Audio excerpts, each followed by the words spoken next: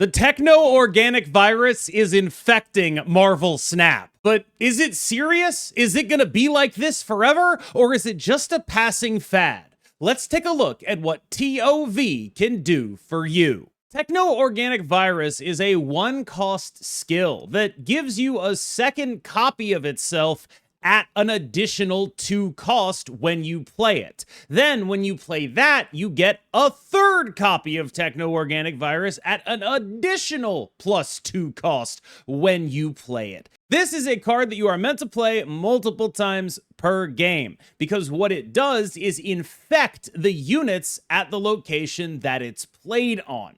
All of your cards at the location you play Techno-Organic Virus have their texts removed and instead replaced with an ability that says, ongoing, give me +1 power for each Techno-Organic Virus you've played. Note that this is counting played cards. It's not counting the amount of times Techno-Organic Virus revealed. So if you Joaquin Torres it or you Wong it, that doesn't count as actually playing it a second time. The virus has 2 best friends. Best friend number 1 is Mobius M. Mobius. Now, Mobius is a card that you are going to want to play with Techno-Organic Virus because it makes the copies that you make of TOV cost 1. The additional cost is applied sort of like an Iceman is. So Mobius gets rid of that. That means that you can play a 1-cost Techno-Organic Virus basically every turn of the game.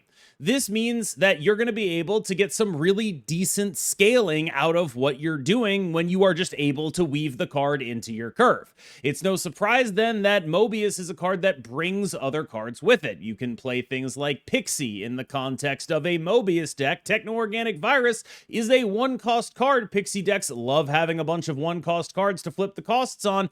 A lot of upside for this card, I think, comes from being a card that interacts with Mobius in a positive way. We've seen this help Pixie sort of stick around in various metagames. Just when you want to play Mobius, Pixie can come with it. And I think Techno-Organic Virus is in kind of a similar space. When you want to play Mobius, Techno-Organic Virus can come with it. It's another shell for Mobius to exist in, a way to attack certain metagames. And I do think that that is likely to be the most prominent interaction that this card has. Black Swan is like half a Mobius. This interaction is a little bit interesting, but it's consistent with how Black Swan works with, say, Pixied 1 costs.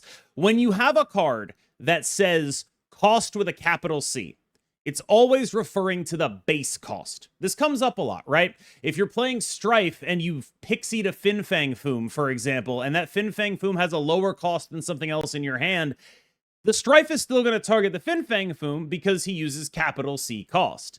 In much the same way, Black Swan using capital C cost means that no matter how many times you've played Techno-Organic Virus, no matter what the number on the card says it's supposed to cost, Black Swan will still make it cost 0 because the base cost of Techno-Organic Virus, despite being modified, is still 1.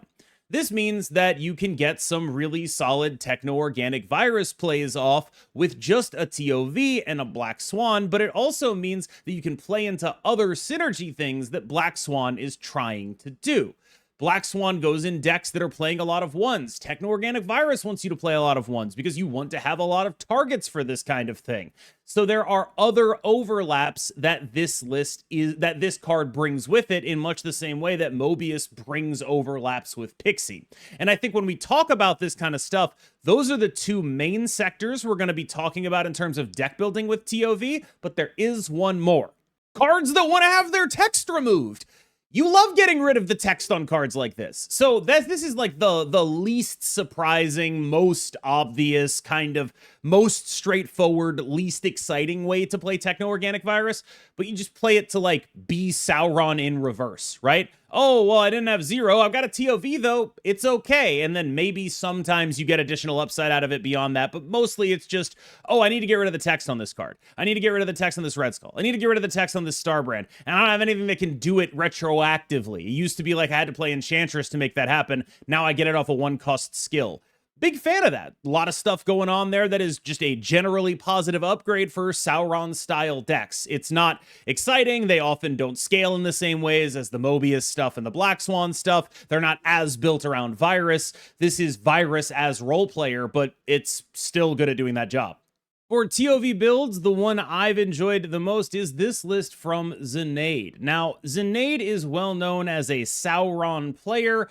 This is still a Sauron deck, but it's a Sauron deck almost in name only. Really what this deck is doing is pure point allocation, where the Virus is doing double duty of providing points and removing text from things like Starbrand, but also a lot of the ones that you'd play in a Sauron deck are just like totally fine to include here, so you can get rid of the text on things like Titania, and that kind of stuff is particularly useful as well.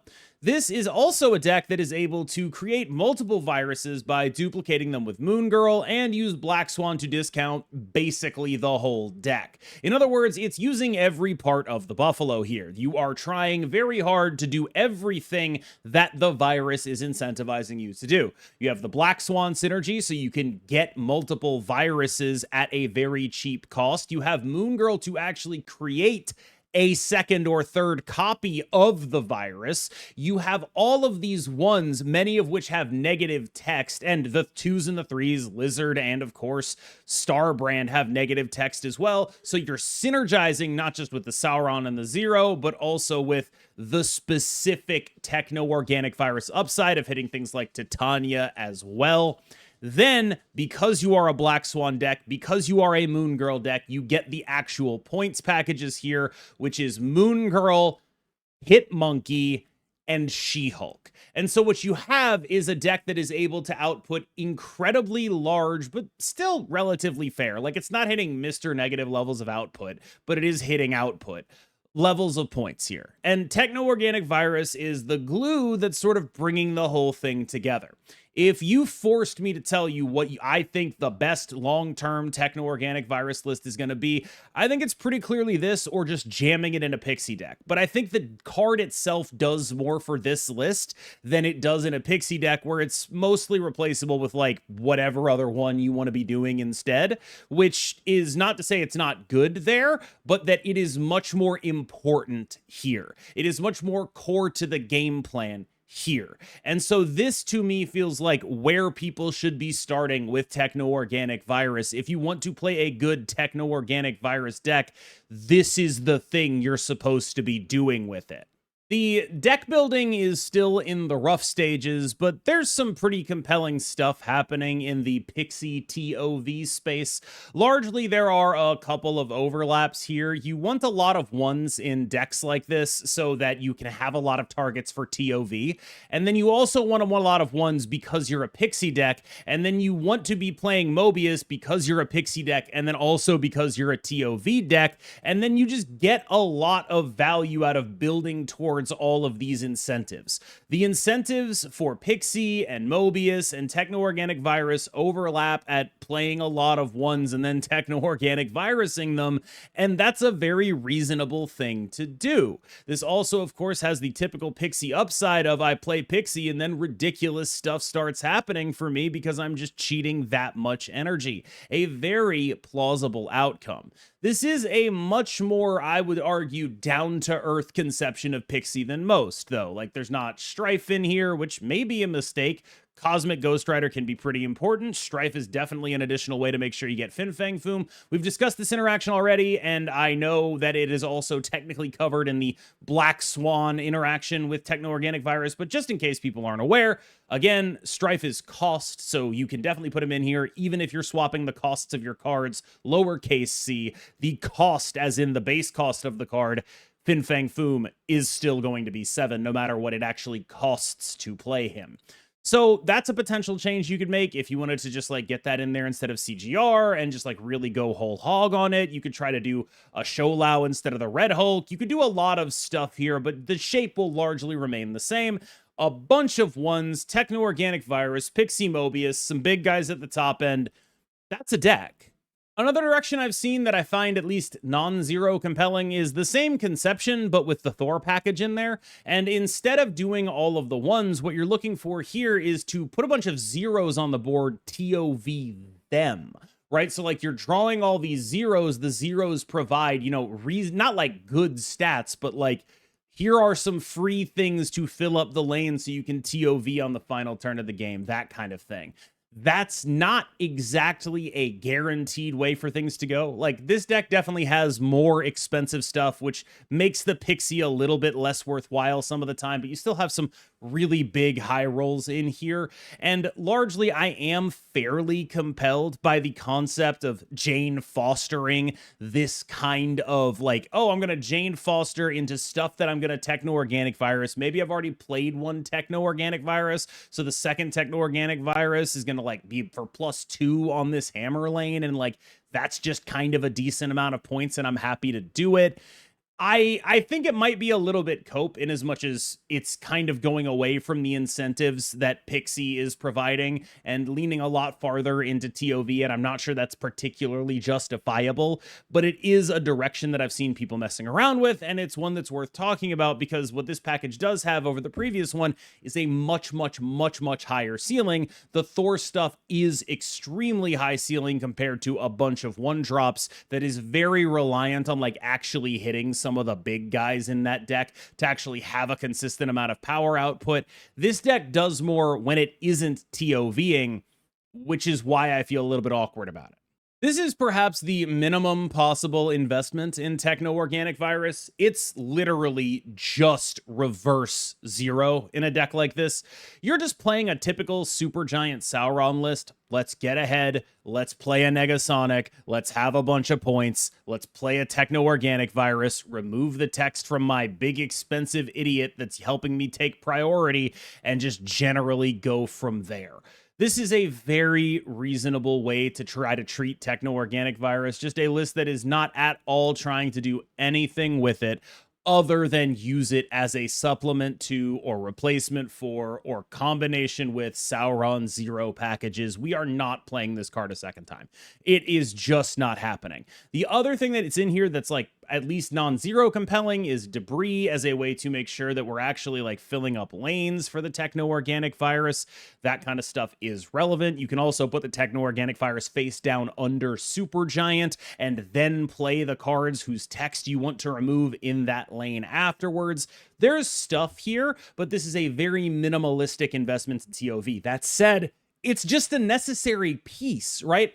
This is one of those things where it's like, if you're gonna be a Starbrand guy, if you're gonna be a Red Skull guy, Techno-Organic Virus works for you. And then if you want to really build around Techno-Organic Virus, then it ends up being a card that is quite important for, like, your versions of Hitmonkey with She-Hulk and things like that, because that overlap can carry over. And I think that that's kind of the big picture for Techno-Organic Virus. But it's not all sunshine and rainbows here. This is a card that I think is exciting and cool and, honestly, quite fun and ultimately mid. It's not doing anything that is going to be particularly tier 1-ish right now.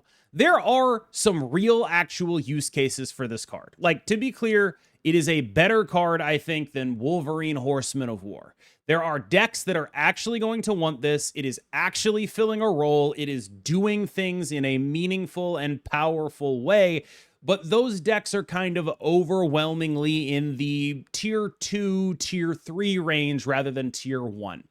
And I think that that's sort of mostly what this card is going to be. That's not to say it can never be something better than that. I think the Supergiant stuff where it's just reverse zero is, like, honestly pretty compelling. But is that stuff compelling because of Techno-Organic Virus? No, it's compelling because of every other card in the deck, right? Like, that's what's actually making me feel that way about that list, not TOV.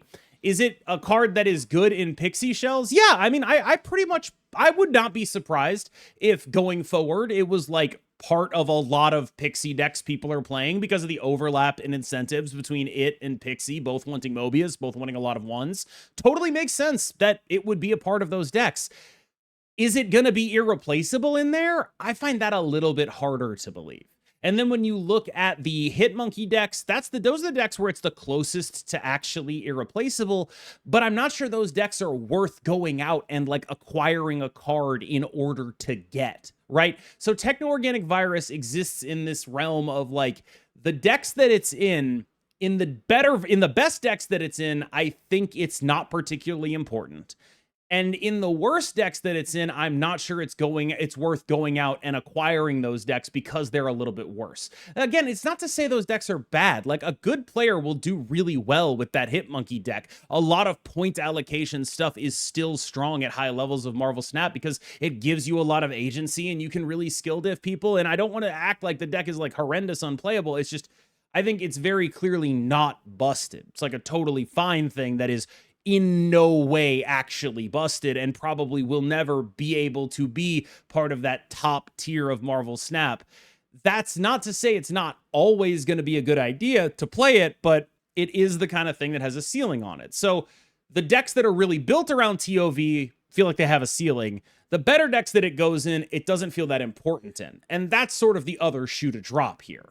All right, y'all. Thank you so much for watching. As always, please remember to like, subscribe, leave a comment if you enjoyed the video. And as always, again, I've been KMBest. You've been phenomenal, and I'll see you in the next one.